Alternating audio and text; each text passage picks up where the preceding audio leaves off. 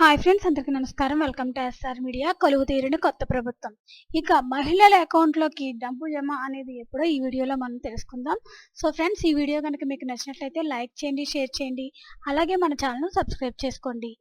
ఎవరు ఊహించిన విధంగా ఆంధ్రప్రదేశ్ రాష్ట్రంలో కూటమి ప్రపంచం సృష్టించింది. టీడీపీ, బీజేపీ, జనసేన కూటమికి 164 స్థానాలతో ఏపీ ప్రజలు చారిత్రాత్మక అఖండ విజయం అందించారు. అయితే కూటమి విజయానికి మహిళలు కీలక పాత్ర పోషించినట్లు తెలుస్తోంది. ఎన్నికల ఫలితాల ముందే టీడీపీ నేతలు, మహిళలు, వృద్ధులు తమకు అండగా ఉన్నారని, తప్పక కూటమి గెలుపొందుతుందని ధీమా వ్యక్తం చేశారు. అనుకున్నట్లుగానే టీడీపీ ఘన విజయం సాధించింది. చంద్రబాబు నాయుడు మొదటి నుంచి మేనిఫెస్టో రూపకల్పనలో పక్కా ప్రణాళికలతో వ్యవహరించారు. మహిళలు, వృద్ధులను ఆకట్టుకునేలా 6 అద్భుతమైన పథకాలను అమలు చేస్తారని హామీ ఇచ్చారు.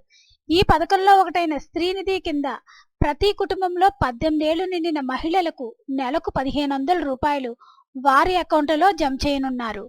మరో పథకం తల్లికి వందనం పథకం కింద ఇంట్లో ఎంతమంది పిల్లలు చదువుతుంటే వారందరికీ ఒక్కొక్కరికి ఏడాదికి 15,000 అందిస్తామని ప్రకటించారు.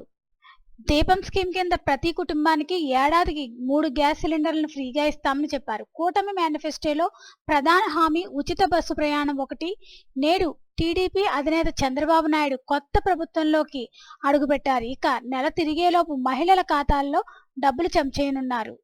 సో ఫ్రెండ్స్, 18 ఏళ్లు నిండిన మహిళలకు నెలకు 1500 రూపాయలు అయితే వారి అకౌంట్లో జమ చేయనున్నారు ఫ్రెండ్స్. దీనికి సంబంధించి ఎటువంటి అప్డేట్ వచ్చినా మన ఛానల్లో తెలియజేయడం జరుగుతుంది.